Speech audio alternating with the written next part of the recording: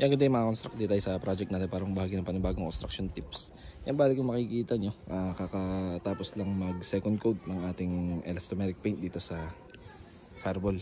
Ayan, bali usually after natin mag waterproofing and skim coat, nagpa-primer tayo ng latex paint na flat.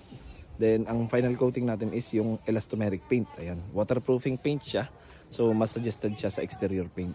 If ever naman na instead na latex ang gamitin natin, yung iba, lalo na pagka may budget ang client, gumagamit tayo ng Acrytex. Ayan, yun is solvent based na pintura, so mas malaki yung chance ng, mas malaki yung chance na tumagal yung pintura dahil magandang durability na Acrytex. Ayan.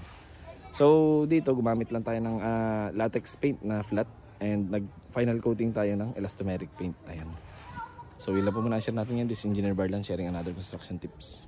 Thank you mga construct.